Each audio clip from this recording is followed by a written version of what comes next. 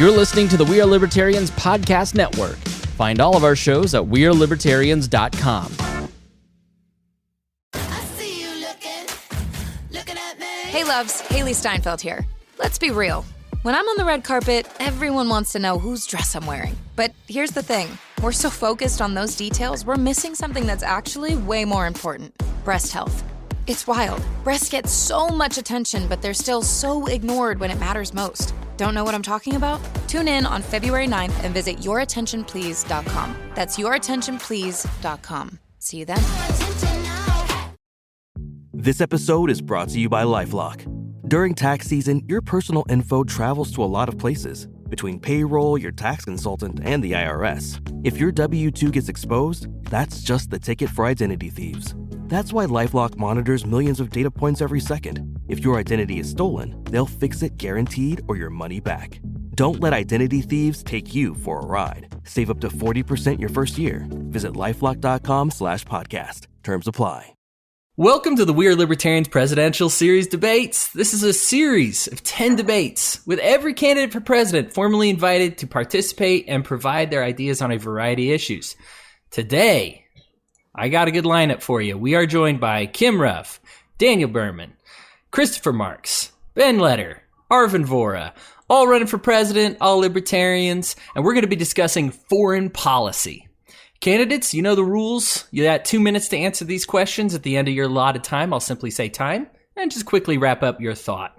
You can also finish and yield the remainder of your time.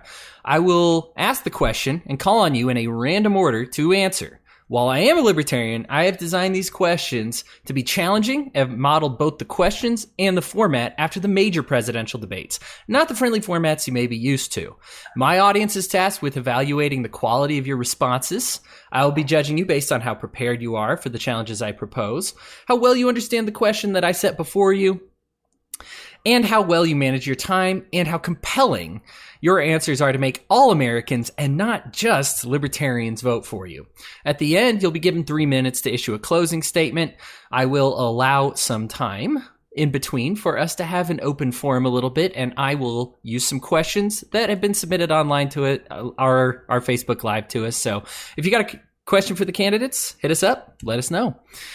And yeah, at the 3-minute summary, you can summarize your feelings on foreign policy, challenge an opponent's response to the question, anything that you think didn't get brought up during the debates. That would be the right time to bring that up. But candidates, here we go.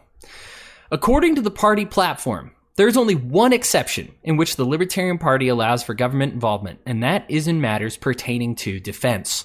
On top of that, congressional law requires minimums for both staffing and finance when it comes to the areas of defense. With that being stated, what is your plan for complying with these agreements, and would you use your influence to change either one? We will start with Ms. Kim Ruff. Oh, thank you. So just to reiterate, you're saying that our party platform says that the only time it's acceptable to use government intervention is for defense, that there are congressional limits on how much you can spend on staffing and other matters. That's correct. And that's set by Congress. Yes. Okay. Well, I don't actually agree that the only time it's acceptable to use government is for defense. I actually don't think it's ever necessarily acceptable to use government, period, because government in and of itself is a monopoly on force. And anytime you do use government, it is through initiation of force or fraud. If a nation of people want to voluntarily come together to defend its interests, then that is their prerogative and their right. But it is not for government to compel action. So I don't agree with that. As such, I would petition Congress from a position as president to eliminate those limits. We don't necessarily have to have a standing army. I know that it is in terms in the Constitution about how it's the responsibility of Congress to maintain a standing army, but that doesn't necessarily have to be the case. I can petition Congress to try and change that and ask them to put forward a constitutional amendment to eliminate that clause. That's what I would do with respect to that. Fantastic. We'll move on to Ben Letter. Well, this is why the platform in and of itself is not good enough, because the Department of Defense, they call themselves the Department of Defense. So what is defense? And it's a really ambiguous term. Where do you draw the line? When do you put the fire out? Do you put the fire out when it's in the kitchen, or do you wait till the house is burned down and then come put the fire out? So it's difficult to apply the party platform as it is now to every situation that has to do with the subject of defense without creating an argument over principles. I think that generally speaking, aside from your lone madmen out there, that everybody feels the same way, that force, whether it's being used by a government or any group for that matter, should be reserved in instances that involve the defense of life, liberty, property, and otherwise necessities to live. That being said, I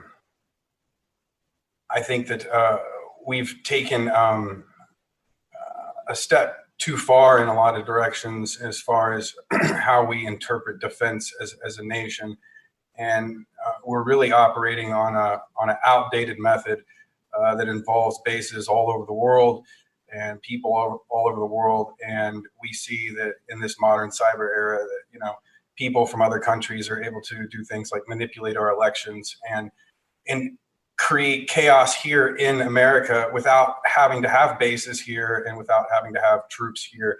And I think that we need to really rethink what defense is in the 21st century. Time. Arvin Vohra, you are up next.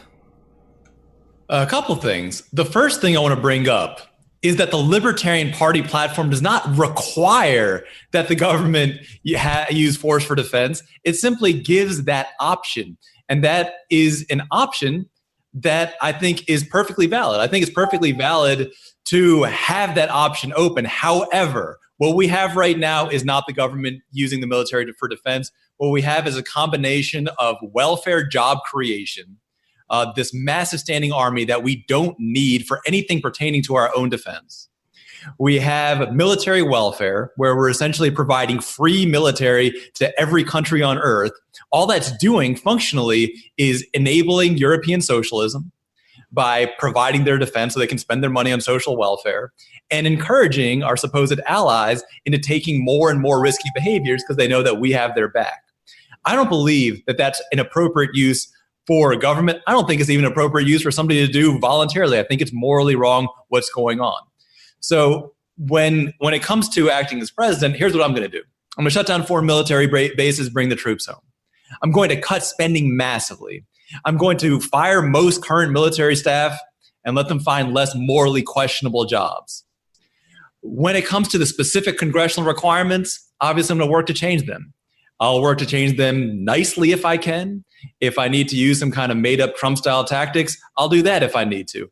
But the simple fact is that these requirements are reflective of our current culture. And if we want to change those requirements, if we want to change this government, we need to change culture.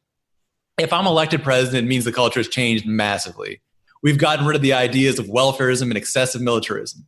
And I'm going to do whatever I need to reduce those requirements, shut down foreign military bases, bring the troops home, and stop using the military as a world's welfarist police. All right, let's move it along to Daniel Behrman. So I think there's a lot of interesting points to this question. And, really it comes down to what is a legitimate use of government force in defense. And if you look at this, I like to kind of abstract things into like, okay, we're emotionally attached to, we've got this big piece of land that we all live on and we all want to defend it. We all want to feel safe, whatever way it is. We all want to feel safe in our own homes. What is the valid use of force? And most of us agree that in self-defense is always a valid use. Now, when you have something with foreign policy that gets really complicated with, are people plotting to hurt you in the future? And is there something you can do to stop it by doing all these other things that we consider immoral, like invading other countries and taking down their dictators? Then that's kind of where people start getting, well, okay, maybe we should, it's for our own safety. We should break some of these rules and initiate the force. I don't believe that's really necessary. And I think we should, first of all, lead by example. One thing we really need to consider is when countries go to war with each other, sometimes it's one crazy guy, but it's always like, oh yeah, the Chinese want to go to war with Russia, or Russia wants to go, or Iran. They throw out the names of these big geographic areas, but the reality is most of the people in those areas want nothing to do with us. It's not an entire country that wants to go to war with us. It is a lone madman or a government that they have control over. So we need to look at things like that, and we need to only act defensively, but we shouldn't have necessarily a standing army. The Constitution even says, hey, we should have militias, which are basically volunteer organizations where people would train to defend their own land and their own territories as needed, not something where we needed to have military bases all over the world. So we definitely need to scale back on that. We need to get rid of all this wasteful stuff that we're doing. We need to stop invading other countries and only act defensively. And we need to figure out what the line is on that legitimate use of actual defense. Sure. So let's go ahead and get our closing remarks on this question from Christopher Marks. In my extensive reading, I think I stumbled across a document by, I believe it was a general of China or Japan. I think it was maybe Japan, that said that it would never be a feasible concept to take a land fight to America, because behind every bush there was a man with a gun. That is one of the important aspects of our Second Amendment constitutional right, as well as defending ourselves against a government that's gone awry. We have not had any military action in the last 30 years or more that involved us being in a defensive posture. It was always in an aggressive posture to control how a foreign government actually chose to exchange a GDP product of petroleum that they produced in their nation.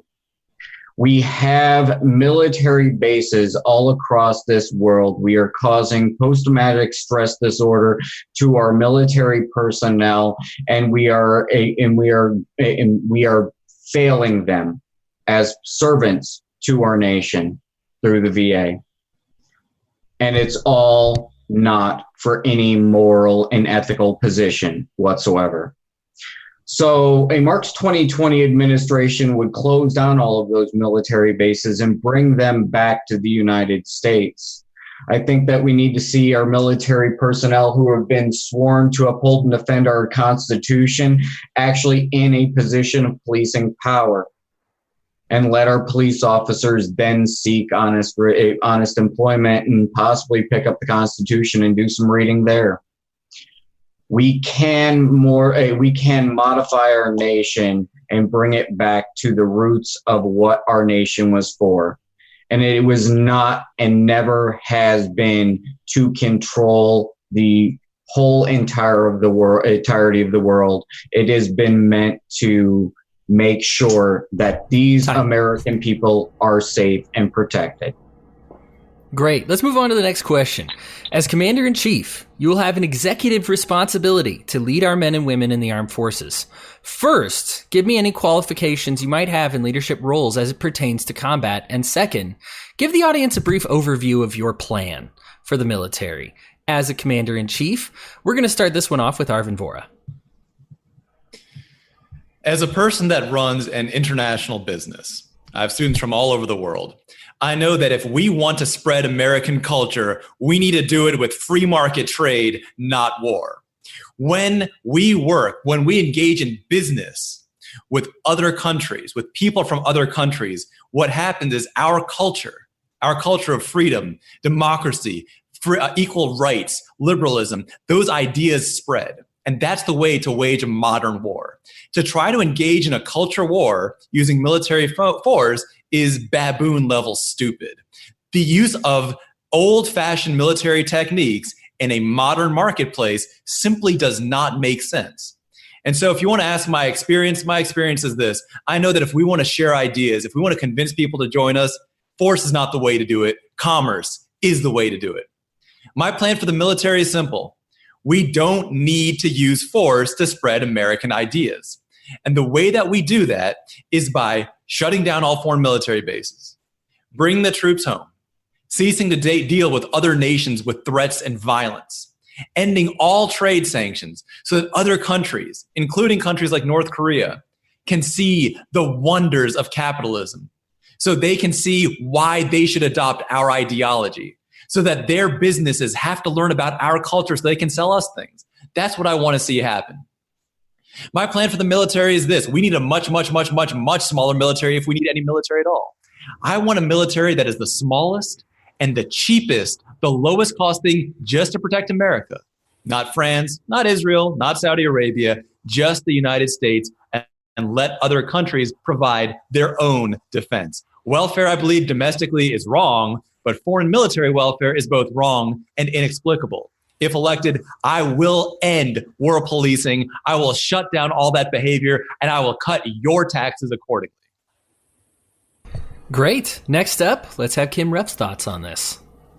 Would you kindly repeat the second half of your question? The first part you asked about leadership skills, but the second one you asked what it would look like?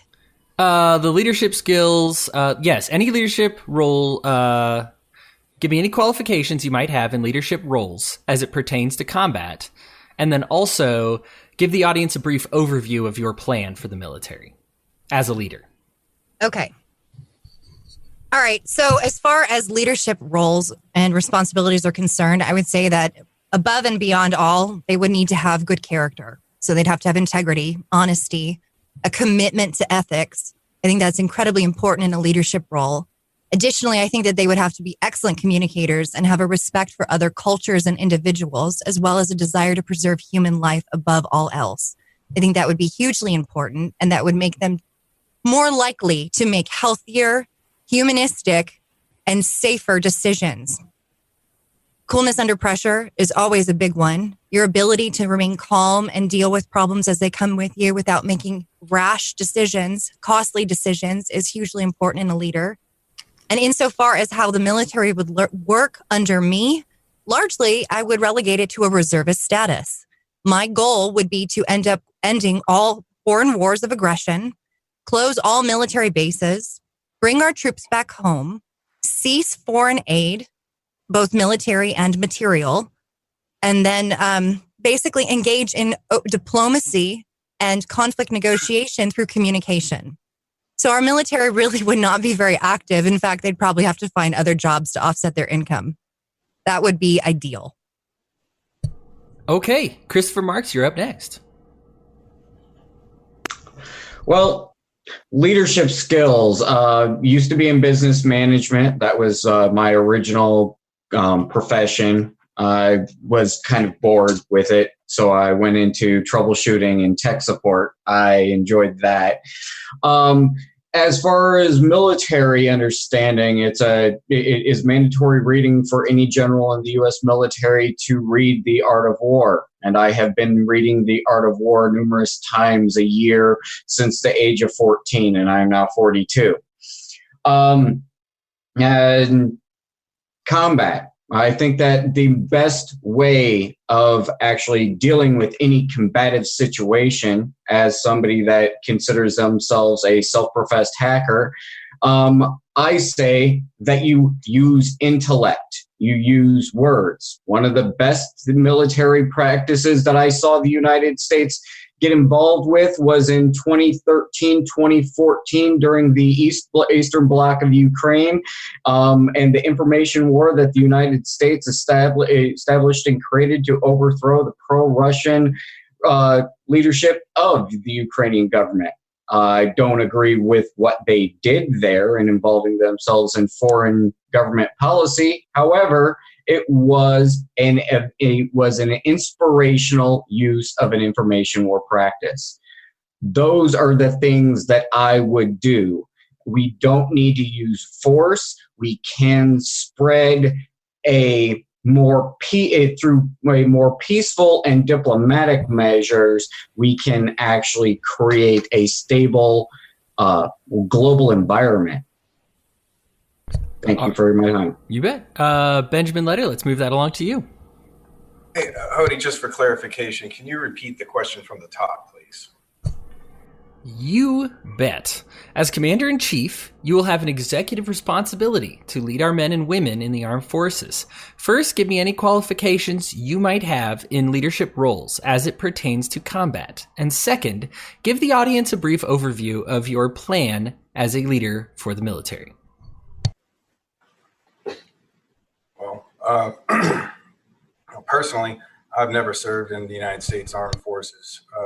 But I am the first male member of my family not to do so in about 400 some odd years. My dad was an Army officer. His father was an Air Force lieutenant colonel, and that kind of goes on all the way before the American Revolution. I ironically have in my possession about 1,750 military manuals, some of which from other countries. And I've been an active participant in the militia community for quite some time. It's something I enjoy, and I compare to the volunteer fire department. And I think that that is the method that was intended by the Second Amendment. We hear a lot of gun rights enthusiasts, they've shortened it down to 2A and Second Amendment, but it's more than just gun rights. It's the militia. It's the defense of our country. There's an old Army manual on the subject of how to invade an urban terrain or an urban city, and it's called block by block. So if we were ever invaded, we would be invaded block by block eventually, and we would want to have that defense capability in every home, on every block. And there's nothing more powerful than a firm respect for the Second Amendment in its full context as for the defense of this country. As I said earlier, I think we've stepped a little too far into the Cold War tactics of having bases and people stationed all over the world. And I think that we can bring people home, but I think that we can augment that with modern technology and not put lives at risk. Sure. Let's get the closing answer to this question from Mr. Daniel Behrman. So I guess from my experience, as a leader, I don't have necessarily military experience, although I have met with a lot of the Texas militia. I wouldn't really talk that up as a lot of experience. I don't know if a few hundred hours of Call of Duty counts. So militarily, with guns and everything, I can't say that I have that experience. What I can say I do have, and especially, in this world that we're coming into where everything is really cybersecurity, we're talking about being attacked by China through cyber threats, Russian bots, all these other things. That is a field that I work in extensively. And I have managed teams, and I have managed, systems where we need to collect data and we need to find out how people are trying to abuse our systems and how to stop and prevent that. But also in this type of world, it's mostly defensive.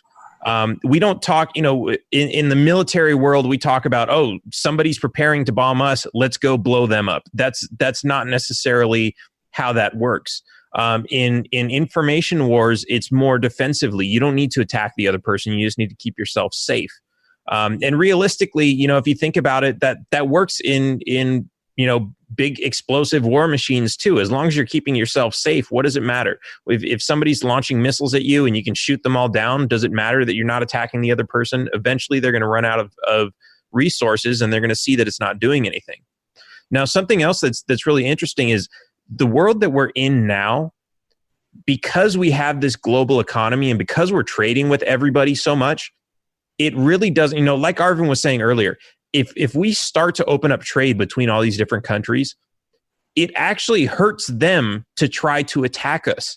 Why would China want to attack the United States when we're sending them all this money? We're buying all of their exports.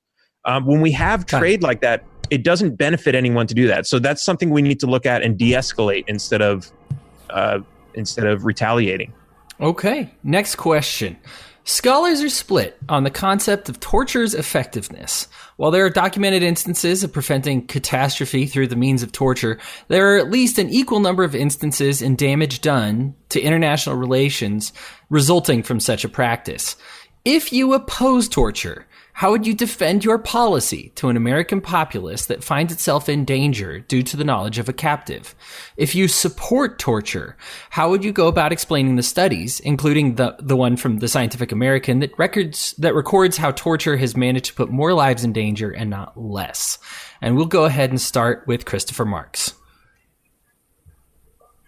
From what I've read, torture is ineffective. The only thing that it is effective at getting is bad information. If you torture somebody long enough, they will agree to anything that you say want them to say, just to get you to stop torturing them. It's a ridiculous practice. The same practice goes when we look at Guantanamo Bay. Guantanamo Bay, they tried to. The United States uses it as a legal loophole. That is one of those things that will be immediately shut down.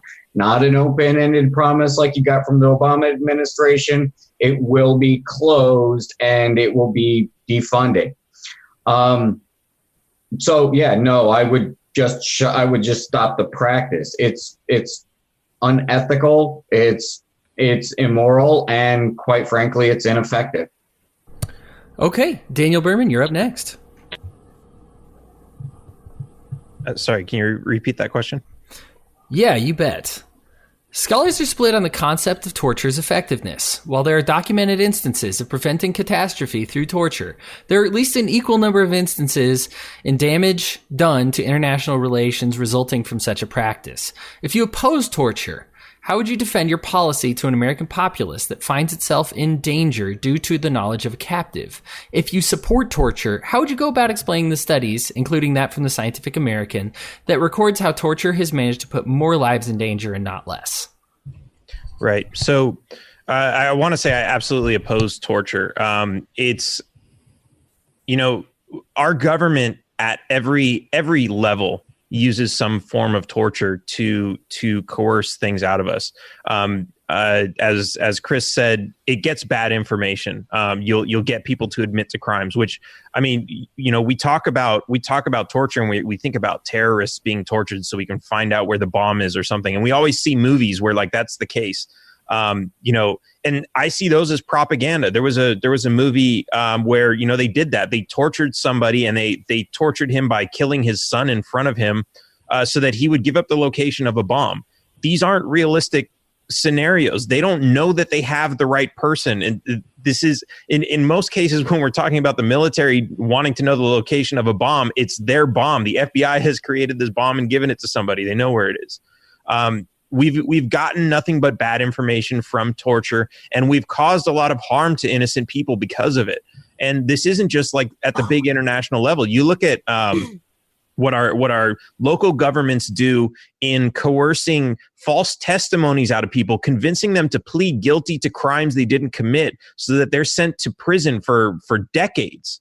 And then we find out later, some people we've even exonerated after they're dead because we found out that they got some really bad plea deal out of, essentially torture. It's non-physical torture. It's mental torture, saying, hey, your punishment is going to be this if you don't just confess. These are all forms of torture. It needs to stop at every level. There's no good use for it. I am an avid 24 fan, so I remember the episode you're talking about. Arvin Vohra, you're up next. Think for a moment where we are right now. We're having a presidential discussion to be the representatives of the Libertarian Party, to try to be the representatives of the United States, a country that's supposed to be a city upon a hill, a standard for other nations to look towards as the way to live, the way to act, the way to conduct ourselves. And we are discussing whether or not we should torture people. Well, let me answer the question first. No, absolutely not. We should not torture people ever. It is militarily ineffective. It is morally disgusting. If we're going to be the torturers, then we are the bad guys. And I don't want us to be the bad guys. I want to be on the side of good. And that's the side of peace. It's on the side of nonviolence. It's on the side of righteousness. So let's get that out of the way. No, absolutely not to torture. But where does this come from? When you give people a fool's errand and you give them the wrong tools to do it with, they will eventually keep accelerating, keep trying to build up, keep going further and further on an ineffective method. And that's what torture is. It's showing that people are going down this path of total nonsense. It's a real living world, real life world version of the Stanford prison experiment. We need to have a culture war, not just inside of America, where we need to convince people to jury nullify and stop going to government schools, but we need a culture war worldwide. If we want to defeat ISIS, which I do, we're not going to do it through violence, because ISIS, frankly, it's based on splinter cells and based on radicalizing people who are already in another country. The only way to defeat an idea, a bad idea, is with a good idea. And the way we spread those good ideas is through open trade. It's through ending all restrictions on freedom of the press and freedom of speech. That's why I've pledged to pardon Assange. It's through using our greatest asset, our ideas, our culture. American culture, for all its shortcomings, it is the greatest culture on earth. And let's spread that culture instead of relying on violence to try to ineffectively change minds and ineffectively get information. Great. Kim Ruff, your thoughts on torture? My thoughts are, Arvin, get out of my head. Every single note I wrote down before he even said it. I even wrote Stanley Milgram's prison experiment. And as soon as he said it, I'm like, no! But yes, absolutely. Everything he said. And to extrapolate on that, to build on that foundation that he already laid, is to recognize the fact that this isn't the inherent problem with our entire foreign policy approach, is that we dehumanize other people. We cease seeing people in other nations as individuals. It's the same problem we run into in the immigration debate. We fail to recognize that there are other people who happen to live on a different landmass in different political boundaries, who have different interests than ours, but they're still human beings. They have lives, they have families, they have desires and wants and needs of their own. And once we cease viewing people as indeed individuals, then we can do all sorts of terrible, horrible things to them. And that is precisely the situation we are in this country. And that's the narrative that's fed to us by our government. It is constant rotating cast of characters, the scary other du jour, the boogeyman that we always need to be afraid of. And that is what kept the military industrial complex constantly raking in profits and constantly in conflict. We need to buck that by recognizing the inherent humanity in people and stop debating the efficacy of immoral behaviors and start showing, as Arvin very well pointed out, that we can indeed be the standard bearers of right, that we are that shining city on the hill that we've often spoken of and have failed to achieve. Great. I read The Lucifer Effect, one of my favorite books. Ben Letter, you get to close up on this issue. I still can't believe we're talking about torture too, but you know what's more effective than torture? Sending a guy home with a cup of coffee and a cigarette and a copy of the Bill of Rights and telling him to ask whoever the hell he's working for, are we getting this good of a deal? Most countries don't have something like the Second Amendment or many of the other aspects and freedoms that we enjoy and that we fight for, and we sometimes convince people that that's the reason that we're fighting, and sometimes it's actually not. But I think it's more torturous to a tyrannical regime to send somebody that they send to us to hurt us or destroy us home as an advocate of us. I once heard a story about a Nazi that was held captive in some Midwestern town or something, as part of some kind of work program, and remembered for the rest of his life how much he enjoyed the time that he was in America, even though he was in basically a labor camp. But he found enough about this place that he liked that all of it for the rest of his life. And I think that there's no more torture for a tyrannical regime than to have people in your own country telling people how great America is, like that Iranian runner that ran with the American flag recently. That was pretty cool. That's torture. Great, guys. Well, obviously, we had some mixed thoughts on that one. So let's find something that's a bit more unifying. Overseas military bases and spending which is over $630 billion annually, are both at record levels. The controversy regarding those bases has made its way into public discourse. Yet political scientists at various outlets note that these bases actually prevent civil war, the resulting trades have actually been a net boost to our economy, and it increases the response time that prevents other nations from attacking other countries. In fact, with over 800 bases currently, complying with the international request to build more bases would mean we'd actually have to build another 800 bases. Would you comply with military and economic demand both here and abroad and expand America's influence, or would you scale this back? If so, what is your reasoning? And we will start with Ben Letter. Well, I would scale it back because I think that we're using an old method.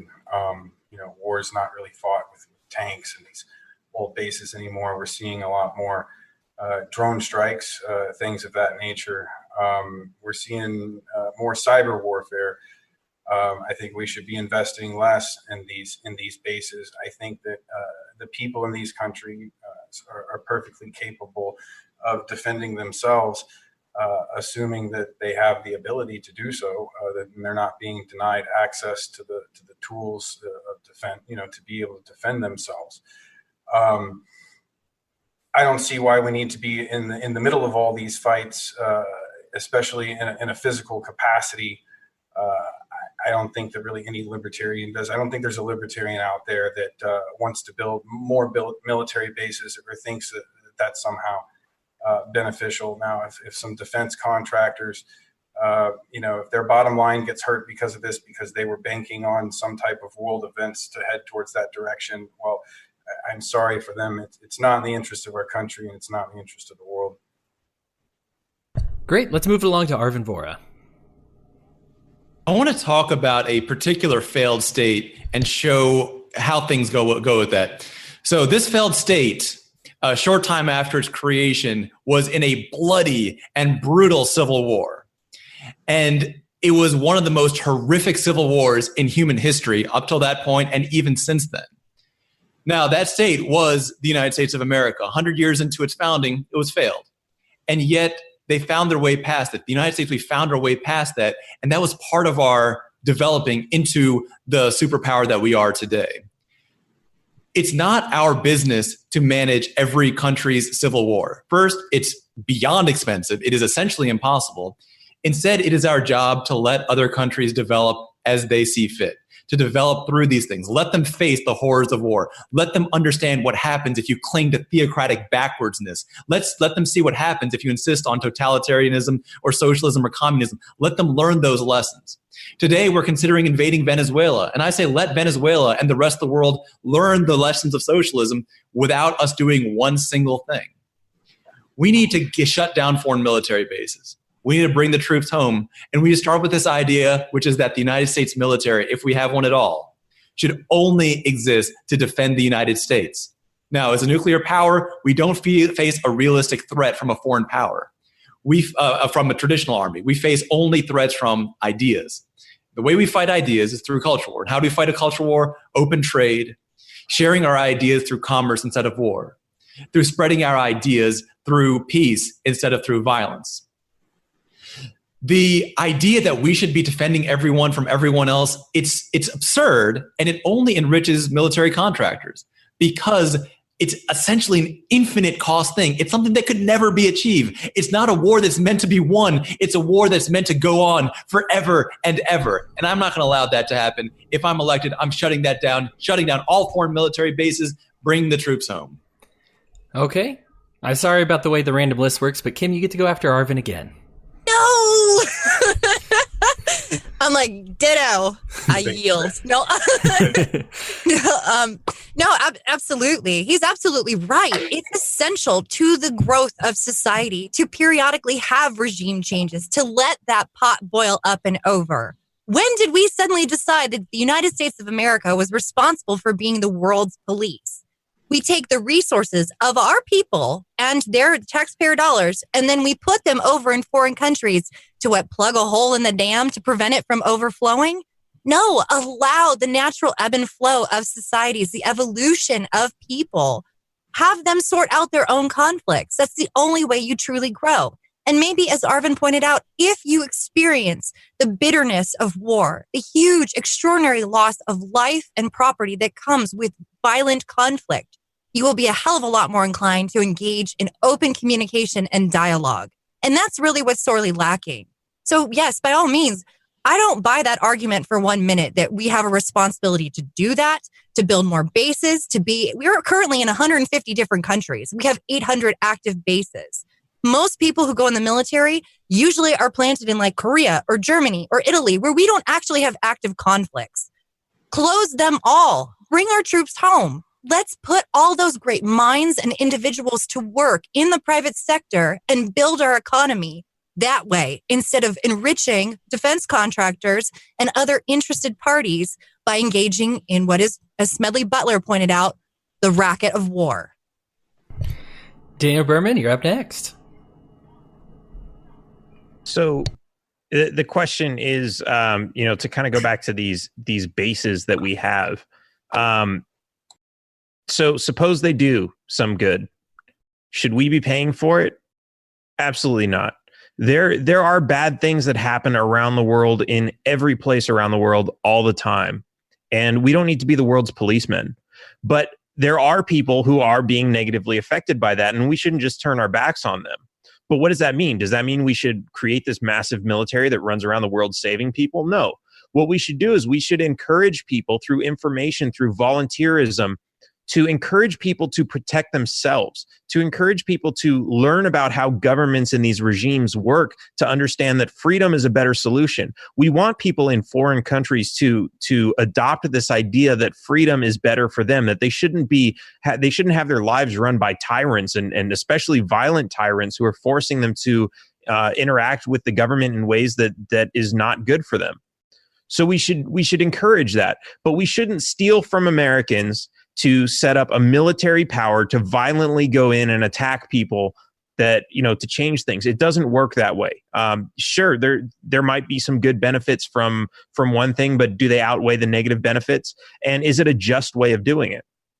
There are more just ways to do this. And if we encourage people, like I said, to spread that information and get people to understand and lead by example, it's not like our country's in the best condition now where we have police shooting innocent, unarmed people. Why don't we fix some of our own problems and lead by example so that other countries will say, hey, America is maybe the greatest place on earth. Look at how low their crime is. Look at how the government doesn't attack their people anymore. They solved all their problems. If we lead by example and fix our own problems, other countries will follow suit, because ultimately the people always outnumber the dictators. Awesome. Christopher Marks, you get the closing comments on this one. I absolutely detest the idea of American exceptionalism.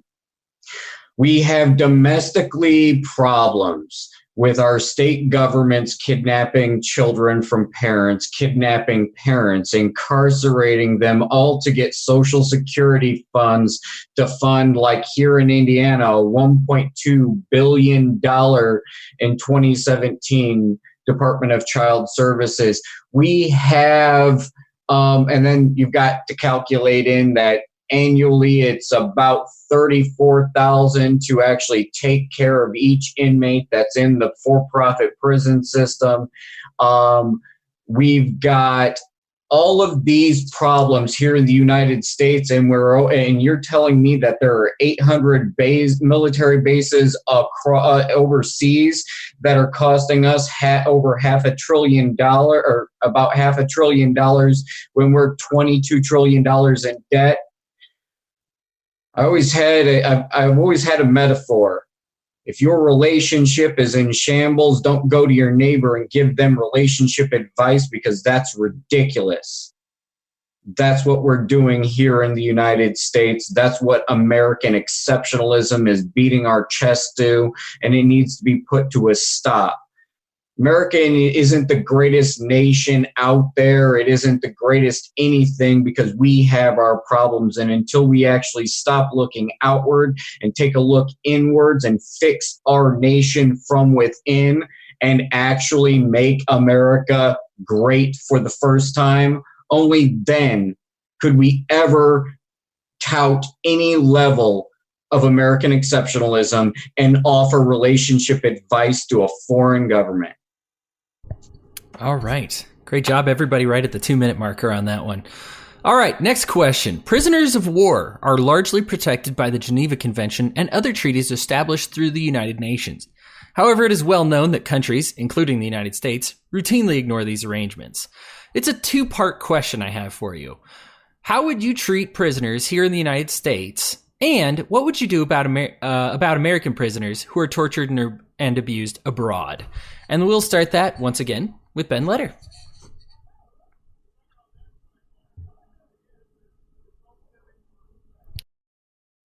Ben, if you're talking, you may be muted. Yeah, no, it's muted. There he goes. Okay, go ahead.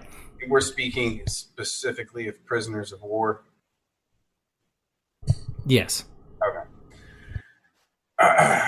Well, you know, we have a tradition in the United States of a fair trial. And if we have a prisoner, whether they're a prisoner for theft or robbery or some type of war crime, they should receive a trial as anyone else should. And as far as Americans that are being held prisoner elsewhere, you know, I don't think we've done enough necessarily in every instance to negotiate for the release of some of these folks. You know, I don't know if there's necessarily a perfect solution in every case, but you know, I do believe in the idea of making every effort possible to get that person returned to the United States in good physical condition. Those are always tough situations, and they're case by case. So you know, I don't want to give any broad or generalizations of something that is so grave of a situation, but I think we should make every effort possible to get our people back. All right, that goes to Daniel Behrman.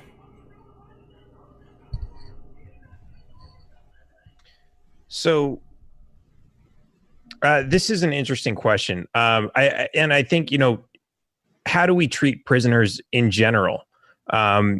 We should treat them like human beings. For when we have, let's say we have a prisoner of war, it's likely that, as so many of our military are, they join for the wrong reasons. They believe they're on the side of good. They're doing something good for their country. They're saving their own people. They're protecting lives. Whatever the case may be, everyone always believes they're on the side of good, even criminals. And when we look at the way militaries work, usually the soldiers believe they're on the side of good because they're convinced through propaganda, through orders. They're told, hey, you don't need to ask too many questions. All you need to understand is that's the bad guy. We're the good guy. So people are trained this way. And we shouldn't say, okay, this person made a mistake and fell into a bad situation. We now have them captured as a prisoner. We don't need to treat them as, you know, as less than human because of that. We need to understand that that's how this happened. We also need to understand that when we put our military in places like that in foreign countries to invade those countries, we're basically doing the same thing to them. We're training them. We're giving them propaganda. We're feeding them lies so that they believe they're the good guy so they can invade someone else's country who doesn't want them there, they're not helping. They're not doing anything good for anyone. And so if they're captured, you know, that's really kind of the same thing. But we need to also understand, okay, are we going to try to save those people? First, we need to stop sending those people, and that's going to be a big part of it. We need to stop the wars that we're doing. We need to stop the lies that are creating these false wars, and that's going to stop creating all sorts of military casualties. But if somebody is captured by a foreign country, we do need to see what we can do to get those people back, because that's really part of the deal, right? You're going to die for your country for whatever lies that the military has told you. And this kind of makes it a difficult question to answer because, you know, we're talking about people who are fighting overseas for some war that we would never send them over there for. How do we deal with that? So are we talking about cleaning up prisoners from old wars or creating new ones? And I think the most important thing we can do is stop creating new new casualties of any form in war. Okay, Christopher Marks, you get a shot at this one. Well, first, I'd like to address what I do about current prisoners of war of American people that are actually being held by foreign powers. And I would simply go to their current leading administration and say, hey, this is the Marks 2020 administration. I'm sorry that we've had a bunch of assholes running our nation in the past. I'm not that kind of guy. So we're not going to be doing a lot of the things that have been done in the past. We'd really like our our American people back, home safe. That way we can start the healing of our nation and work on fixing our house. As far as to what I would do with prisoners of a war, there would be very few of them because I'm not a warlike individual. And when it came down to a situation like that, I'd ask them a very simple question. Why? Why are you doing this? What do you think that America's great offense has been against you? When it comes down to the reality of what America has done against a great many of nations' peoples, is we have been bombing the Middle East for 30 plus years, trying to control their exchange of petroleum. And I put a stop to that. That is actually, when we go back to our other debates, is the reason why I'm looking at trying to change our economy into a renewable resource electricity that we domestically produce. So there won't be as an incentive for the United States to go to war against foreign powers. We won't have other prisoners. And when it comes down to it, we owe a great many of people in the Middle East a big apology for what America's done to them. All right, let's move that along. Kim, you actually get to go before Arvin for once. So go ahead. Yes. I was like, me. Okay. Yeah, I love this question because it's so loaded. It's one of those things where it's like, you're going to have prisoners of war. So are you going to give them bread and water? Or are you going to give them some nice digs? And the problem is that we have policies that have created war, that have created prisoners of war. We shouldn't be asking how we should treat them. We should not be creating them in the first place. We shouldn't be engaging in conflict so that we do have a situation where people surrender. Anyone that's currently a prisoner of war, such as Guantanamo Bay, needs to be immediately released. No questions asked. We were wrong. We have suspended habeas corpus. We've mistreated them. We have created this monster that is our situation. We have trifled in the Middle East since the Cold War era in order to prevent the spread of communism and Soviet influence. And in so doing, we have kicked a hornet's nest. And that is blowback, just as Ron Paul said.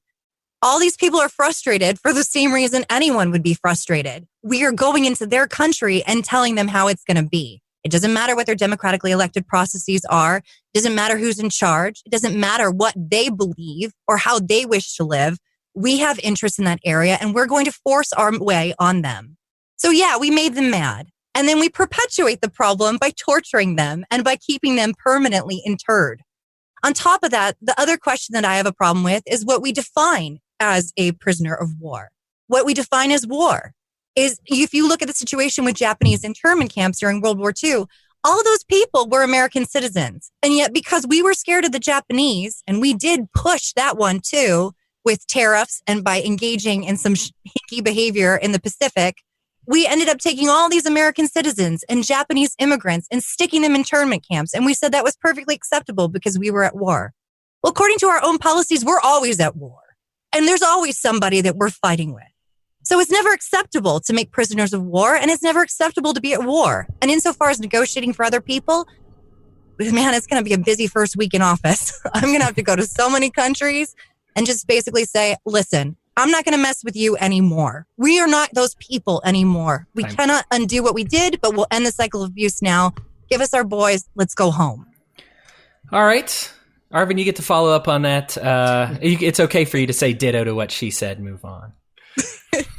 I actually want to address the first part of my comments, if you don't mind, Hody, not to you, but to the families of people who do have sons and daughters who are prisoners of war. Your children were lied to. by the U.S. government, and as we all were. I mean, we were told, for example, that the Gulf of Tonkin event happened that got us in the Vietnam War, and it never happened. It was a made-up and fictitious thing.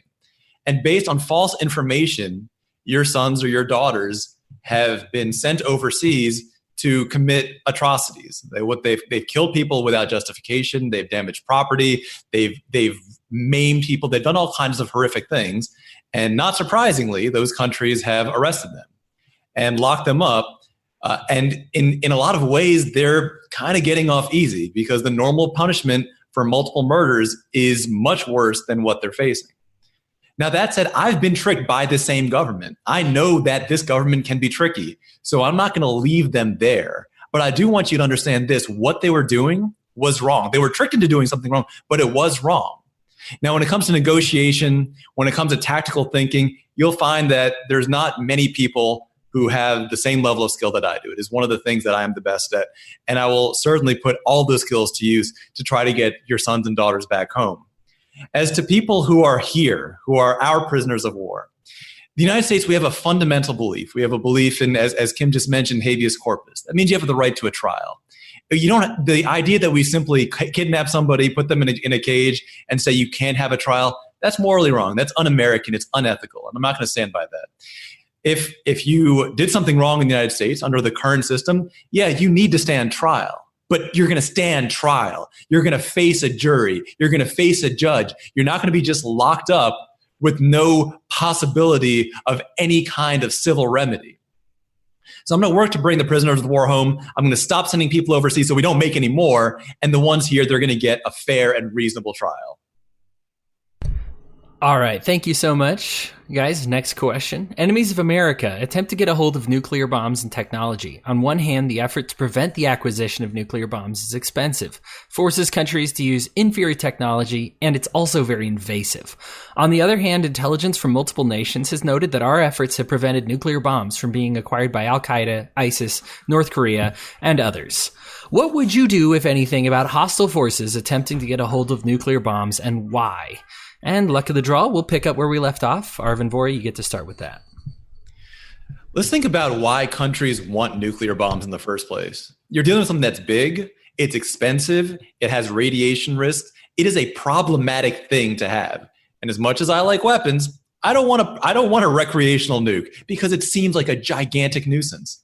But the simple fact is, one of the few countries that the United States has not unjustifiably recently gone to war with is North Korea, because they have nuclear weapons.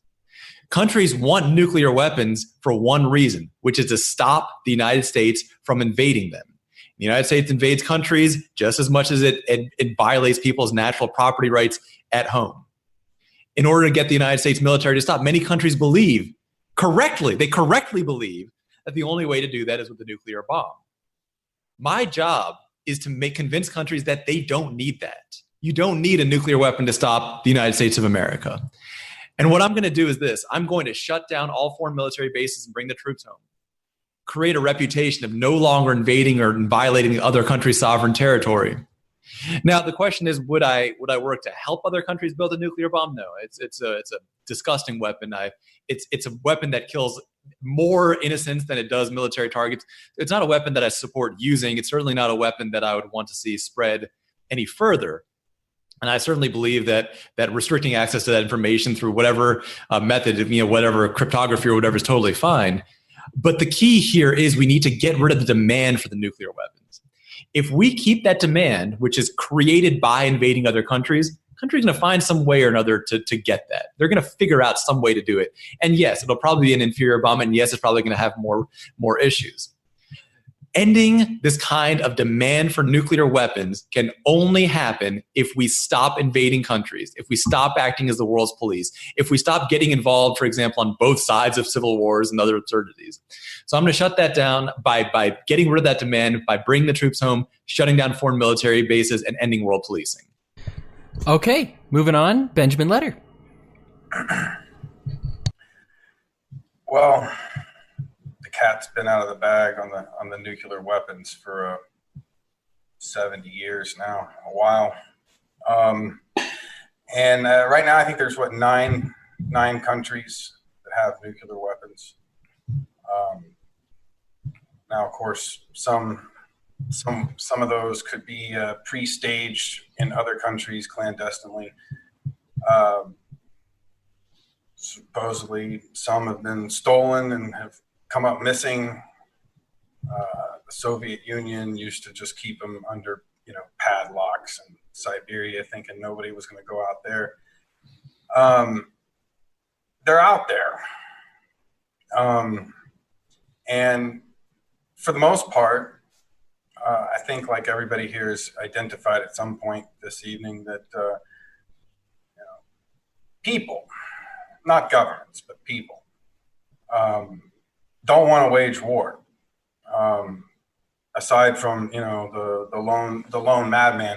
Now, if we had one of those Hollywood-esque situations where we somehow knew in advance that a lone madman was about to get a hold of a nuclear weapon, probably the right thing to do would make a diligent effort to prevent that from happening.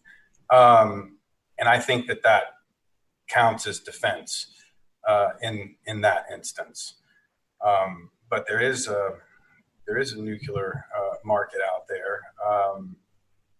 We see a lot of news reports about Hillary Clinton being involved in uranium sales. We're talking about nuclear proliferation. That's exactly what that is. So apparently we're engaging in it on the highest levels, and I don't think we should be. All right, you're up, Kim Ruff. Okay. Something that we fail to do when we talk about foreign policy is that we have a tendency to not recognize that some of the concepts that we can apply on a microcosmic level, on a neighborhood or community-based level, aren't going to necessarily apply on the international stage. But they do. There are certain universal truths, such as libertarianism. That is a universal truth. So I'm going to give you an example of something that is totally unacceptable in order to prove a point. Consider The Walking Dead. Many people watched that show, and we saw Negan, who was the bad guy of all time. He was terrible. He had a monopoly on force. He and his rotten crew of people went around and invaded other people who were trying to live peacefully. They harmed people enormously. And we as viewers watched that, and we hated him. We wanted him to stop. We wanted our heroes to have the ability to fight back against this horror. And yet, if you extrapolate that, if you look at it on a macrocosmic level or apply this narrative to how we are on the international level, America is effectively the Negan of the Walking Dead of the world. We are the ones who have a monopoly on force. From any other standpoint, from any other country, they cannot compete with us on the same level. We are entrenched in 150 different countries. We are everywhere. We have one of the biggest, strongest, most well-funded militaries in the world, and we're up in everybody's business. People talk about China and its extraordinary human rights violations. The biggest human rights violation that China does is to bankroll our military. We are the bad guys here. So we have to stop this. We have to stop being these people. We need to recognize that we don't have a duty to fight the world's conflicts, to be the world's police. And we need to bring all of our people home and stop perpetuating this problem. Awesome. Next up, we have Christopher Marks. I think that America kind of forgot that there's only one nation ever who has used a nuclear weapon during a time of war to injure a foreign enemy. And that was America. And then we turned around after we saw the horrible effects of the first one. And I think it was like 3 days later, we said, oh, we have a different version. We'll try that one too. And we made another horrible, immoral action against innocent people. I don't think America is fit to speak on what kind of foreign powers should have nuclear weapons, because quite frankly, I think that the reason why a great many of foreign powers want nuclear weapons is as a nuclear deterrent to the United States threat of nuclear force. So I think that America needs to actually man up and denuclearize themselves voluntarily. Because let's just face it, if somebody wants to invade your nation, the last thing that they want to do is drop a nuclear warhead on your land, your territory, and all of the assets that land comes with, and make it a fallout area for 30 years or so. We don't need it, and we should stop. Okay. And then closing statements from Daniel Behrman. So I think Chris made some really good points there. There is only one country who's used these before. And, we talk a lot about the Second Amendment, and we need weapons. We'd rather have it and not need it than need it and not have it. And this is ultimately what it comes down to with some of these other countries. It's a defense weapon. It's to hold your position to say, hey, don't invade me because something bad might happen. It's not a really useful offensive weapon. Like Chris pointed out, you're not going to drop a nuke on somebody and then go invade so that you can take their resources, which you've now just destroyed. With most, even the United States, now that we have the technology, when we're bombing people, and not that I agree with the fact that we're still doing that, we're using drones which are extremely targeted, which still hit the wrong targets because of bad information and all kinds of other reasons, but they're focused on specific targets because they know, just wiping out the entire country isn't an effective strategy for anything. Now, at the same time, we have to realize this is just it's information. The information is out there. If the entire world destroyed all of their bombs the same way as the entire world destroyed all of their guns, it's just knowledge now. Other people would come along and say, hey, well, we know how to do it. We can just create more of them. It's an idea at this point, and you can't stop an idea. You can't make it go away, and you can't put the cat back in the bag. So what I think we need to do is just kind of understand that and stop being afraid that everybody's going to nuke us, and stop pissing everybody off to make them want to nuke us. Don't give them that incentive. Guys, thank you so much for your comments on that. We've got 2 more questions coming up. I do want to let everybody know who's watching. We will be answering some questions. We've got a lot of interaction on the Facebook feed right now.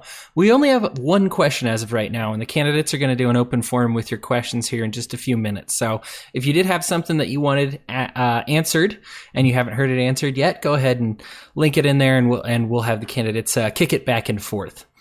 All right, next question. Terrorists have ushered in a new age in the attitude of people regarding warfare. Before, a Cold War-style standoff could be achieved with a competing government, as these governments have incentives to stay alive and not blow each other up. In the modern age, America finds itself frequently fighting with terrorists who actually have an incentive to lose their own lives and the lives of their families while assaulting the United States. How would you fulfill your duty to protect Americans from enemies, foreign and domestic, when it comes to the area of terrorism? And we will start with Christopher Marks. Okay, can you repeat the first part of that question? I'm sorry. You're okay. Terrorists have ushered in a new age in the attitude of people regarding warfare. Before, a Cold War-style standoff could be achieved with a competing government, as these governments have incentives to stay alive and not blow each other up. In the modern age, America finds itself frequently fighting with terrorists who actually have an incentive to lose their own lives and the lives of their families while assaulting the United States. How would you fulfill your duty to protect Americans from foreign and domestic when it regards to terrorism? Oh, that one's easy. We just stop being the oppressive tyrants of the world. It's not that hard. I ask this question to a great many people every time I hear this Muslim. I get involved in like a anti-Muslim debate. Why do people from the Middle East have a distinct disdain for America? Well, it's pretty simple. For 30 plus years, we have bombed their family, their friends, their fellow villagers, and then the ones that survived just detest us for the actions of our tyrannical government, and they blame us, the American people, because we're supposed to be reining in our tyrannical government, and we seem to have been ineffective at doing so. So from the position of the commander-in-chief, I will rein in our tyrannical government and ensure that both the American people's rights are respected and turn our look more internal at our nation and healing our people, as well as making a great many apologies to foreign powers for what our government, our tyrannical government of the past has done to them, and reassure them that, hey, America actually does have a moral compass, and we don't all think that way. Awesome. Let's get the thoughts from Daniel Behrman on this.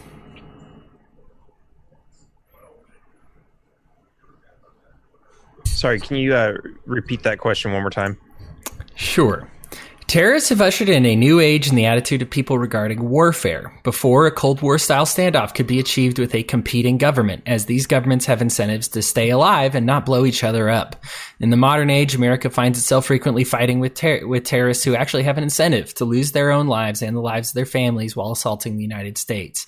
How would you fulfill your duty to Americans to protect them from foreign domestic threats in regards to terrorism? So I think first, we can all agree less terrorists are better than more terrorists. Every time the U.S. goes and tries to get involved and supposedly kill some terrorists, all we do is create more. If we stop doing that, we get less, or at least stay at the same number. That would be a good start. Stop creating more terrorists so that it's not a problem. Now, we also have to look at, why are terrorists mad at the United States? They're not mad at me. I haven't done anything to them. They're mad at the United States government. They've done criminal things. And even if we don't look at, okay, let's say we allow the excuse of we were just following orders. Who gave those orders? Are there war crimes being committed here? War crimes that led to people dying, which then led to terrorists being created. Would we be able to take down the number of terrorists by showing them, hey, we understand what was done to you is wrong, and we have recognized that we have war criminals here in the United States that made those things happen, and we prosecute those people. And we show them, hey, look, this is the justice that you wanted. Because realistically, what other way are we going to get rid of terrorists? You can't kill them because you're only creating more. And it might be, depending on who it is, it might be immoral to do so. This is the only way. We have to de-escalate things. We can't continue to escalate things. If we want to solve the problem, we have to de-escalate. That's the only way out. Okay, let's move this question over to Kim Ruff. Okay. I want to start this off by saying that terrorism, while it's a relatively new-ish concept post 9/11, the act of terrorism is not necessarily new. We had guerrilla warfare prior to that. We had the Japanese kamikaze pilots. Anybody hell-bent on achieving something is willing to die for it. So that has existed since time immemorial. So I just want to clarify that. The other thing that I want to say is that with respect to, yes, of course, on our broad foreign policy, absolutely, we're not going to engage in practices that are going to perpetuate the problem. But undeniably, people are not necessarily going to be mollified by a big public apology for all of our crappy foreign policy approaches throughout history. So what we need to do is encourage people on a local level to communicate and have community-based relationships. Right now, we are connected because of the internet, and yet we're so wholly divorced from our neighbors. We don't have healthy relationships at a local level.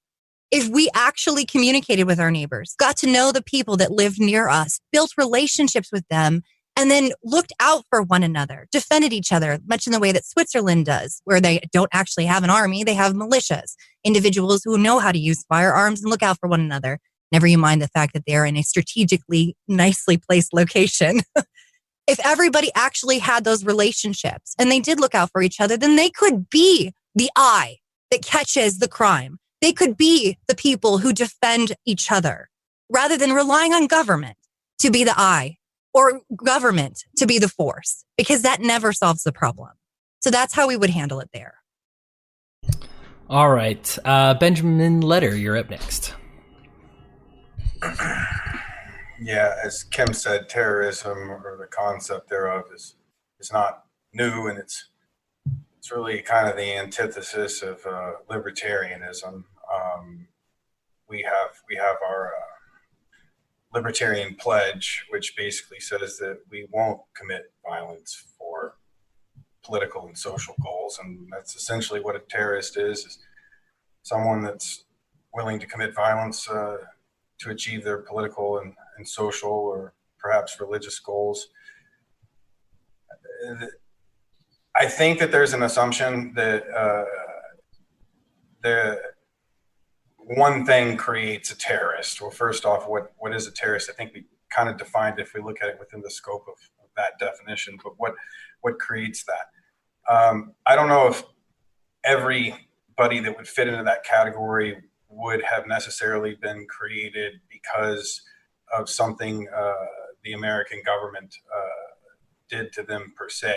I'm certain that there is a percentage that do fit into that category, but I think it's safe to assume that, it would be an overgeneralization to assume that they all fit into that same category.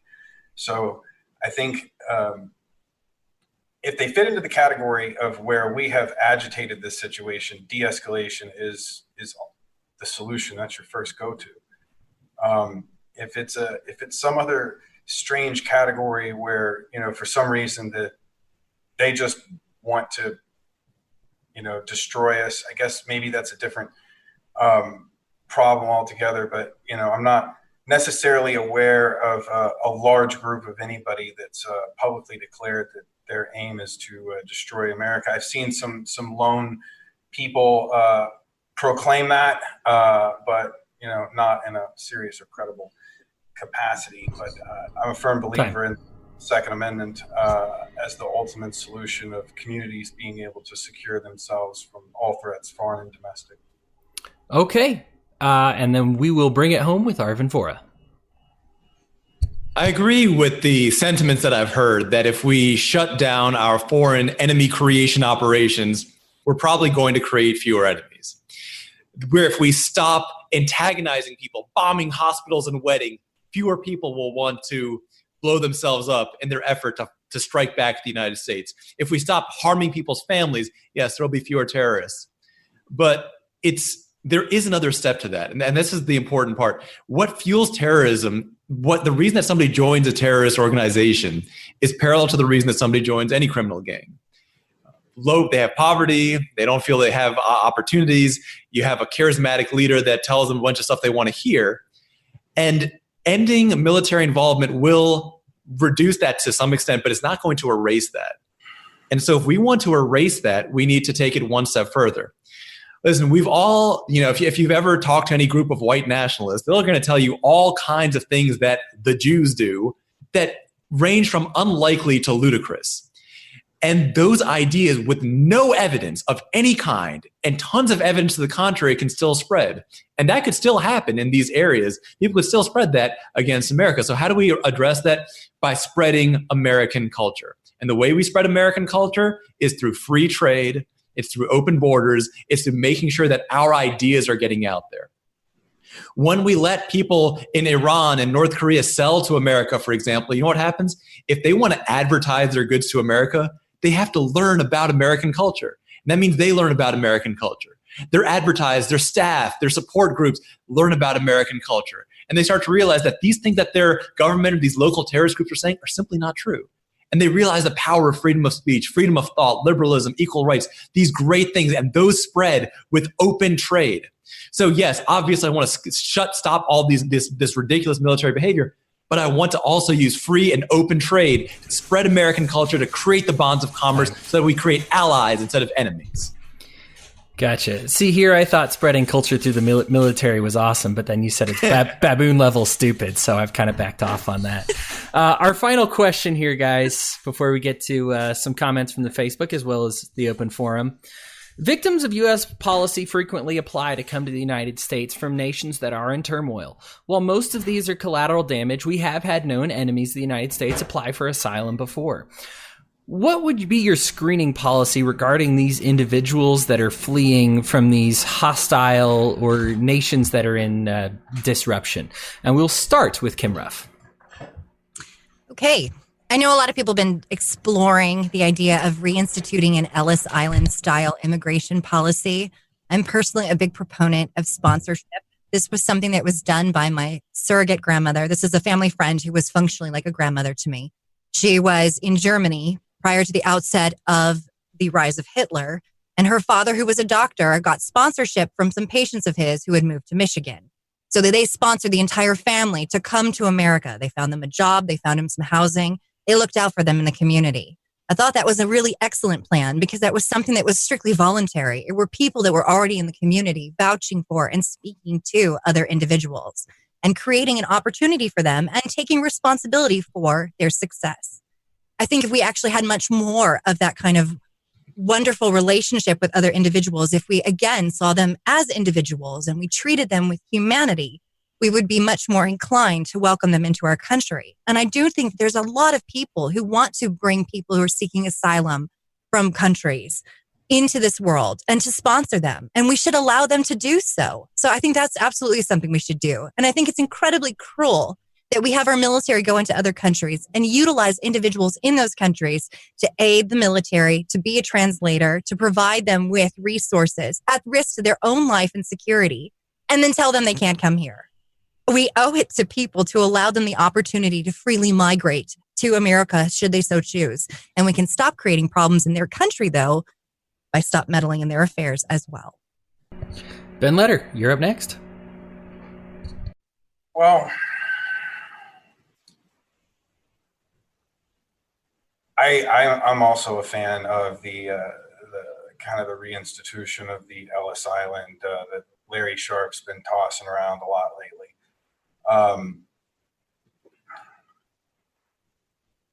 Now, the way I interpreted the question was that you were talking about former enemies migrating here. Is that correct? That some of our asylums have been enemies of the U.S., yes. As in, like, that's such a broad term. I mean, if we're talking people who are from a country that has, maybe that country's been hostile to the U.S. Specifically, I can give you a few specific examples. When I was doing the research for it, there are people that have attacked our embassies before who applied, who were trying to basically work from the inside over here, and they applied through for asylum. And then some people who actually staged an execution of an American hostage. Okay, well, yeah. I mean, I don't know about letting those guys in, man. That doesn't sound too reasonable to me. But let's say it's a group of people that are from a country that may be hostile to the United States, but they don't share their government's sentiments, and they're trying to get away from that. I would be open to that. Okay, great. Let's go to Daniel Behrman.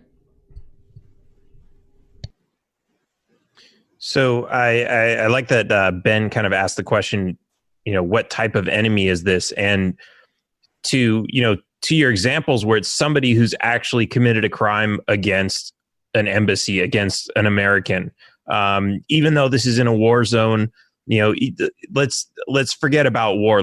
Because we can even look at war as an act of violence. If somebody committed an act of violence and they want to come to the United States and say, hey, treat me like a human being, let me into your country so I can live among you. Would we do that to anybody who attacked a U.S. embassy in the United States? Would we do that to somebody who executed somebody just walking down the street in the United States? No, we'd charge them as a criminal and put them in prison. So however we treat criminals here is the same way we should treat a person who wants to come to the United States. I wouldn't say, hey, no, we're not going to let you in, because then what are we doing? We're saying, okay, go back to your country and you're free to walk around and attack our embassy. You're free to do your crimes and the same as you were before. That's not really solving any problems by doing that. By accepting them and letting them in and giving them amnesty, that's not really doing it either. But if you say, well, hey, let's treat this person as a criminal, as any other criminal, and put them through that same system, then I think that might actually have the biggest positive impact of all of those options. All right, guys. Open forum time. First things first. Is my mic muffled? Do I get to respond to that one? No, Arvin, you don't. No. Actually, didn't I miss you? Did I miss you and Chris? I think you did. Yeah, I think you missed a couple of us. I'm out of order tonight, guys. My apologies. I'm sorry. Arvin, you're up next. In 2016, at the Libertarian National Convention, there was a camera guy. He got to hear Nick Sarwark speak quite a few times. He got to hear me speak a couple times. And Kimby got to hear your speech, your nomination speech for Darryl Perry.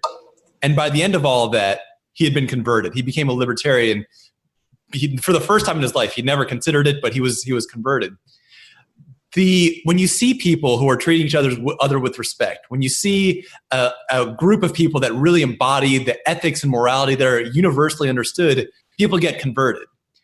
When we talk about people coming to the United States of America, some are going to come here with hostile intentions no matter how tightly we monitor them. You had the Las Vegas shooter. That's somebody who grew up in America, who was questioned by the police not that long before and still managed to evade it. On the other hand, you have people who grew up in America. They get these ideas from ISIS. They become radicalized, and they didn't cross any border, and then they commit these horrible crimes. This is a war of ideas. Now, in terms of immigration, what should we do? Open borders, no welfare. I think I've made that clear many, many times, and I'll say it again. Open borders, no welfare. That's my position on immigration. But if we can work, if we can as a nation really embody this idea that said we want to do the right thing, we want to be better. Maybe we don't want welfare, but we do want to be charitable. We want to be kind. We want to support businesses. We want to get rid of the regulations that prevent human flourishing. We want to stop locking people up for no good reason. We don't want the largest prison population in the world. We should have the smallest prison population in the world. When people come to America, I want them to come here, even if they have every plan to do harm. I want them to go native. I want them to say, yeah, here's what I thought about America, but as an adult, as a person that can look around and figure things out, I realize I was lied to. These are not people that wish anybody harm. These are not people that I want to harm. And that comes from a cultural change, and it begins with ending militarism, shutting down foreign military bases, bringing the troops home, and ceasing to use threats and violence, and instead using freedom, peace, and trade. Okay, Arvin, my apologies for trying to skip you. Chris, my apologies as well. Go ahead. Yeah, like the scenario that you had brought up in regard to someone assaulting or attacking, killing anybody affiliated with like one of our U.S. embassies. Those embassies are meant to be kind of gateways of good faith to foreign powers and foreign peoples. That seems to be kind of a misguided thing, and I wouldn't want those kinds of people to actually be allowed to come into the United States until they got their stuff together. And I mean, if they were trying to flee because they were misguided in some fashion, maybe there would be some exceptions. But other than that, yeah, I mean, the Libertarian Party is supposed to be the party that is out there speaking of open borders. Let's do that. Let's bring people in. I like Kim's idea and the Ellis Island idea of sponsorship. Let people experience America. We've discussed in regard to the visas. Let's not put a limit on work visas and allow people to come in here and explore capitalism that American can provide. But we don't need the rigorous securities checks and stuff along those lines that are currently in place. It quite frankly seems a bit xenophobic. Gotcha. Okay, now I believe we're done. Candidates, we did have at least one question here that we want to talk about. Again, this is open forum. Y'all can talk. Let's give it about 10 to 12 minutes for us to just have fun and banter back and forth. What should our relationship look like with Russia and Putin? I think that's really a profound thing because there's so much fear mongering going on over there. Our relationship with Russia and Putin, to me, should just be if he has something to sell us, which, I mean, Russia has oil, they have a lot of natural resources, we should buy them. And when I say we, I mean private companies inside America. And if private companies inside America want to sell to Russia, they should do that, and that should be the end of it. Yeah, I agree wholeheartedly. I think that we still have that Cold War mentality that they're, the big Soviet bear and that we need to hold them at bay. And while that makes a really good narrative, that's not actually realistic or true. So yeah, absolutely. We should have free trade with them and develop a friendly relationship with them. They're not doing us dirty. We're doing them dirty in the way we talk about them. I've had the opportunity to speak to a lot of Russians since 2015 with translators. And there's really kind of it's, we've talked about it here tonight is there's the Russian government and then there's the Russian people, and the Russian people like to, they like fashion. They like, going outdoors. They like dogs, like good food. They like cooking shows, and they don't want any of this war business any more than any of the average Americans do. Then there's the Russian government, kind of like there's the American government. There's a little attitude shift there, a differentiation between those two groups.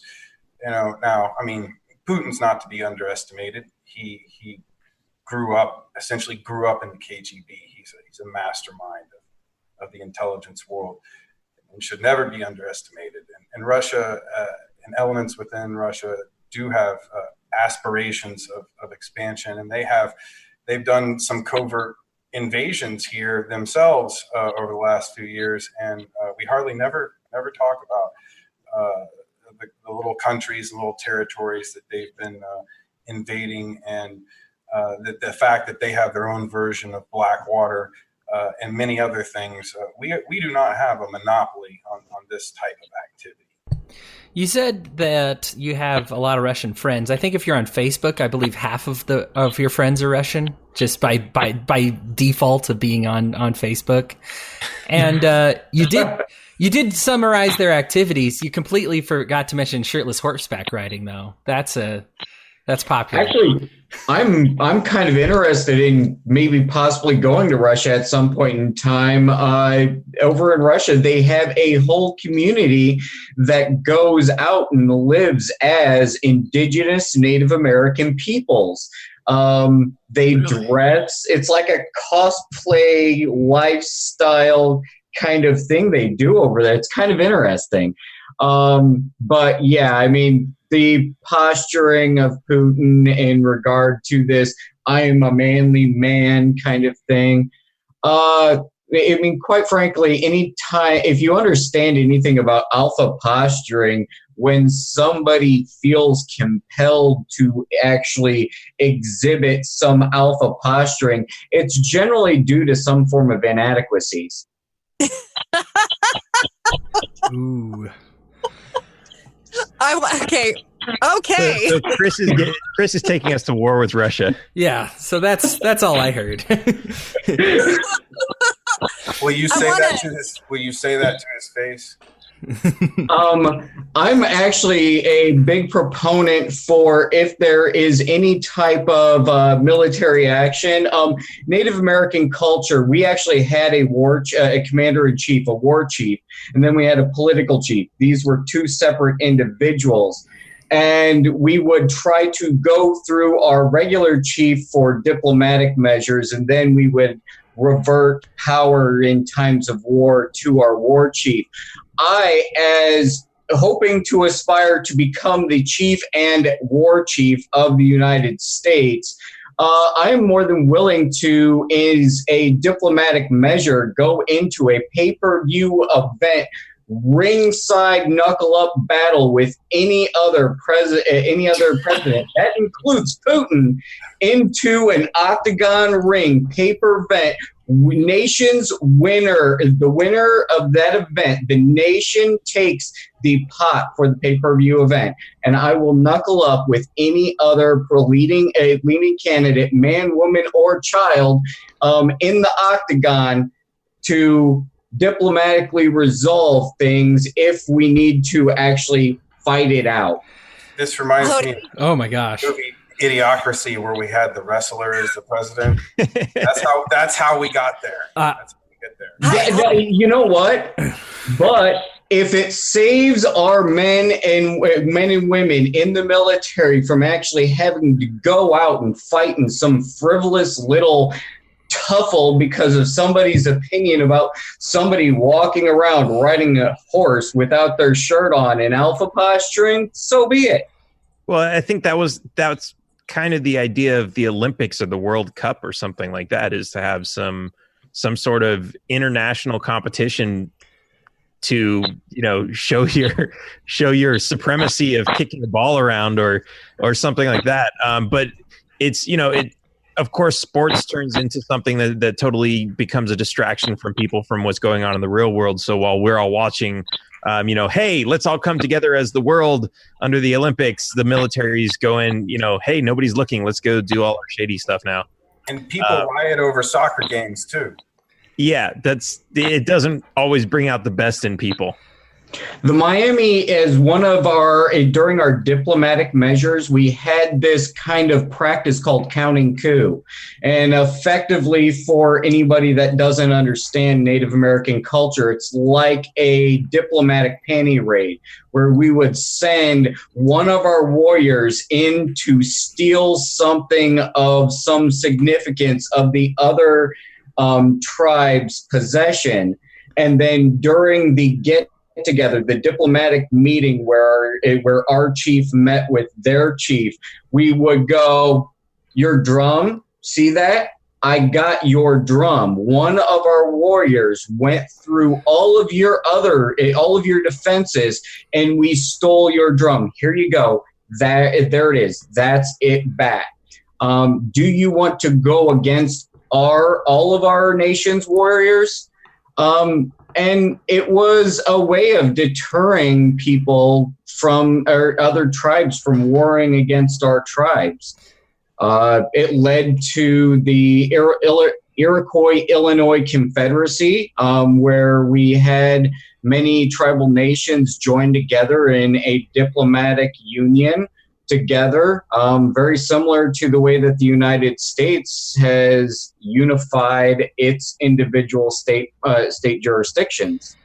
Anybody that thinks our craziest candidate is the one wearing a yellow hat isn't listening to the debates. Chris is downgraded from a little off to straight unhinged. It's funny, for a brief moment, I was like, that's it, I'm out. Like, I can't compete with that. And then I thought, no, this cat's going to be my Secretary of State. Yeah. I can't wait until you show up with Putin's panties. Anyway, guys, we got about... No, his shirt. I'm going to steal his shirt. You know that. He doesn't want his shirt. He never wears it. Anyway, you guys have 3 to 4 minutes. If you want to talk about something else, go ahead. Whatever you want to talk about. I actually wanted to piggyback off of what Ben was saying, because it's something that we need to make abundantly clear as libertarians. Not only do we find our own government to be the biggest perpetuator of domestic terrorism, we also are inherently suspicious, and justifiably so, of all other foreign governments. Because just by the mere fact that they are individuals who chose to seek a monopoly on force, and they end up forcing legislation down onto the people, deny them their inherent individuality, that is something to be suspicious of. So when you talk to us about Putin and how we were going to deal with him, very carefully, like Caesar's wife, for certain. But as far as the Russian people, there's no reason why we shouldn't engage with them in free trade. I think one of the things that's very true is if our leaders act in a way that's so positive and so beneficial to our people, that we don't bluster and create wars and conflicts and all that kind of nonsense, what that does is actually puts pressure on other world leaders to do the same. If it's kind of like with little kids are like, well, this person's dad lets them do this. If we can be that same way, if we can be the leaders that are helping our people, that we're not in the way, we're not creating enemies, then the Russian people will say, well, why, Putin, do you have to engage in all these problems? America's not doing it anymore. They're better off for it. They've dismantled their military war machine. Why can't we do the same? We want wealth and prosperity and peace and trade too.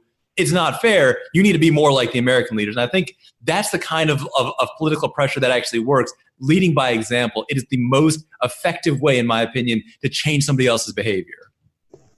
I agree. I think that we need to actually set an example, because if we keep setting the bad example that we have set in the past, we're going to continue seeing bad examples surfacing throughout the world. And when we actually take the moral high ground, when we step up to the plate and we say, no longer, we're not going to do this. Like I said earlier, we need to man up and actually denuclearize ourselves as a nation voluntarily, not because anybody asked us to do it, just because it's the morally right thing to do. I think that we'll start seeing other nations all across the world going, we have to follow suit. We cannot let this kind of activity continue further on.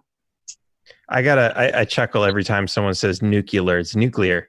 But to this point of leading by example, it is a really great thing, but we have to understand that there are two real reasons why people are driven to do something. One is to create and produce and grow and move forward, and another one is to prevent destruction or prevent harm to themselves. So when we look at the type of leadership we're talking about inspiring people to live their own lives and be productive and live happy lives. And at the same time, there are people who want to control other people for profit, and they're running around saying, hey, while you're out there living your life, your house is on fire. You better go put your house out. And that's how they're using this fear tactic to gain political power. And these are the people who we usually end up voting for to lead. So we really need to address that as a huge problem, because as much as we say, hey, we're going to teach you all how to be prosperous and we're going to lead you into prosperity, they're not going to have the attention or focus on that if Trump and Bernie Sanders and Hillary Clinton are all over there saying, hey, your house is going to burn down. We got to stop the terrorists and all these other things. So I think it's a really important point that we need to address. It's funny, just on a microcosmic level, even in our own political campaigns. And I have seen none of you guys attack me. I haven't attacked you, because what's the point? We're all working toward the same goal, and we're trying to set a standard, bear a standard, and show people that we don't have to sink to that level that people say politics goes to, that we don't have to engage in nasty tactics. Same thing applies across everything. If you want to make a better world, you yourself need to be a person of character, integrity, and manifest that in your interactions with others. It starts with you. Your president is just a person. They're a figurehead, and they control a few things, but they are still just a person. They're not a king. They're not a god. Don't invest all of your faith and trust in them to do for you what you should be doing for yourself. You have every right to be that person, to empower yourself. Set your own standard and then spread it out into your family, your neighborhood, your community. That's how we're going to achieve this. That's how we're going to be better as people. All right, guys, we're in for we're due for some closing statements. So let's do this thing. And we will start with Christopher Marks. 3 minutes, buddy. Go ahead. Well, I don't think that we really need 3 minutes to cover this, but overall, I think that unilaterally through watching this debate, we can come to the understanding that America is a great big part of America's problem, and that is the reason why we need to look more inwards and less outwards. We need to fix our own domestic relationships before we go meddling in giving relationship advice to our neighbors. We don't need to use force to make the world a better place. We need to use peace, diplomacy, and setting a good example. And today, and as you see, and just as Kim Ruff just stated, we in the Libertarian Party, we don't fight against each other. I make jokes all the time about Arvin making, if I win, I'm going to make Arvin the head of the Department of Education, just because it'd be fun to watch everybody squirm in that situation. And we can, in fact, do that. We can set an example. We start inward. We then reach outward to our friends. And I am surrounded by some of the most amazing people that I think that I've ever met. Our host, Hody included. You're so sweet. All right. Well, that wraps up the debates because he won. I'm kidding. All right. Ben Letter, you got 3 minutes. Okay. Well,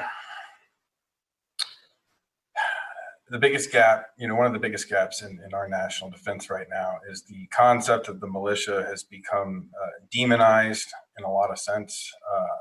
It has become almost synonymous with the word terrorist. Kevin mentioned that we don't attack each other. We're not here to do that. And I know earlier, Daniel had made a comment referencing the Call of Duty.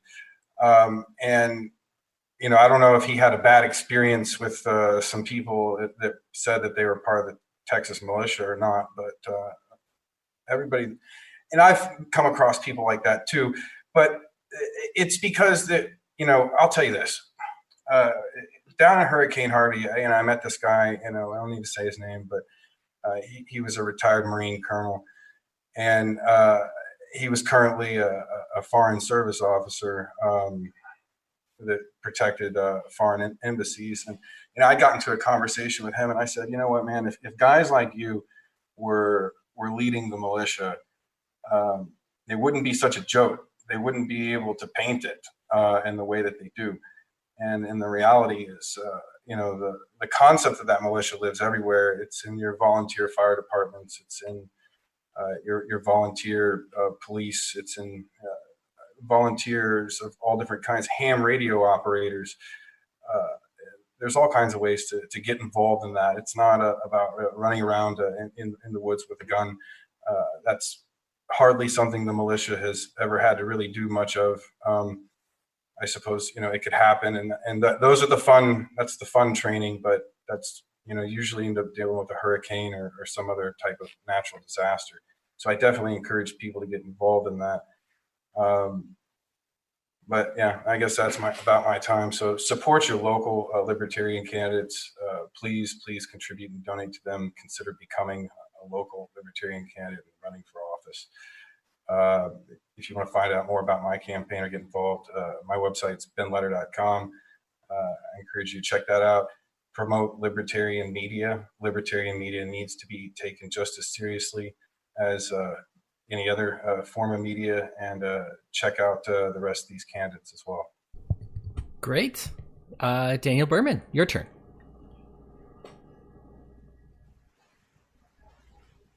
There. So let me start out with the websites because I know I'm going to forget those. Behrman2020.com, also legalizepineapplepizza.org. I'm running a contest right now over there to give away a year's worth of pineapple pizza along with some other cool prizes. It's ironic we're talking about looking inward to solve some of the problems. And in my campaign, I'm actually doing a lot of looking outward because I understand there is this thing, like we're having these debates and we agree on so many things. Really where I'm focusing a lot of my energy on this campaign is outward to Democrats and to Republicans, to non-libertarians, because the reality is whoever gets the nomination in this Libertarian Party, most libertarians are going to support that candidate anyway. Unless, of course, it's, I won't say his name. He's not on this debate, but apparently there's a lot of opposition to him. But realistically, what we need to do is we need to put that energy, my belief is to put that energy into reaching people who are not libertarians, because those are the people who we need to get them to open their mind up to some of these things that we're talking about.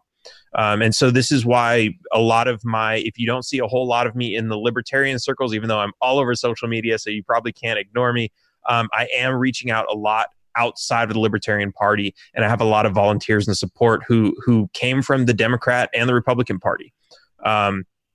I think that's really, really important. And, when Arvin talks about spreading American ideas to other countries by simply trading with them, that's realistically what we're doing here. I'm acknowledging that the other parties exist, that they have people with different ideologies, and saying, hey, let's sit down and have a civil conversation. Let's not fight over whose leader is better and whose colors are better and all these other things. So I think that's a really important point. And so Behrman2020.com and follow me on all your favorite social media channels. Great. Well, Andrew Yang offers $1,000 a month. You're offering pineapple pizza for a full year. Kim, that's a tough act to follow, but it is your turn. You got to stop doing this to me. Put me after the leads. I can't handle it. Right. All right, I got bad news bears for you guys. I wrote a speech, and as Arvin can attest, I don't know how to keep time, so this one might run over. I'm going to try and do my best, and I'll do it fast. You ready? Let's roll. Go. It is fitting that We Are Libertarians chose to hold this debate on foreign policy the Thursday preceding Memorial Day. After all, our government's foreign policy is inextricably linked to war. Consider our own. Our entire Cold War policy was built on the international relations theory of realism that argues that anarchy is the permissive cause of war.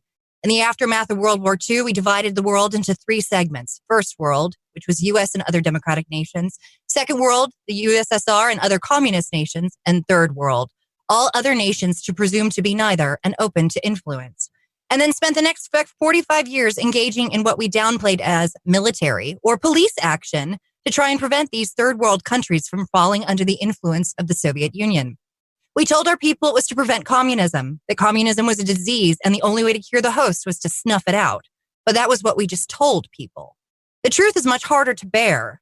The truth is that we wanted international supremacy, that we saw these third world nations as untapped resources and we wanted access. Your nation sits on a huge oil reserve. Let us protect it for you. You have a government that is hostile to our presence. Let us overthrow it for you. Our government didn't care one whit about making the world safe for democracy or building an international community. If they actually did, they'd quit kicking the hornet's nest by invading other nations, stop providing armaments, material, and financial aid to foreign nations, and focus exclusively on diplomatic relationships and economic free trade as a way of building healthy, honest relationships with the rest of the world.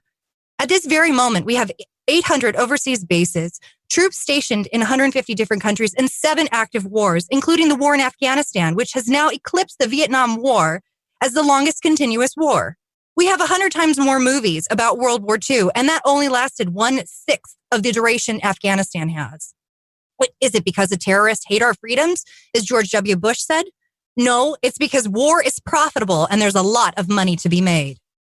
Eisenhower was an army general and a president, and you know what he told us during his farewell address in 1961? He warned us against the military-industrial complex.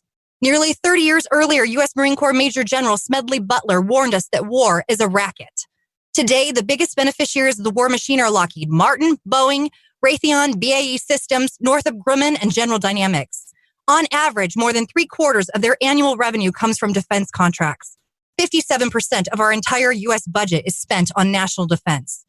Politicians claim to support our troops, but unless our troops all have desk jobs in the heartland and stocks in the companies I just mentioned, there's very little support to be had. In 4 days, we will be honoring every service member who has fallen in the line of duty, including some of our own family members and loved ones. Our president will probably wear an American flag pin and give a speech at Arlington National Cemetery about duty and sacrifice. He will be surrounded by the color guard from every branch. They will give a 21-gun salute. It will be heartbreaking. But you know what's even more heartbreaking than that? That just last week, this same president was rattling his saber and threatening to start another war in Iran.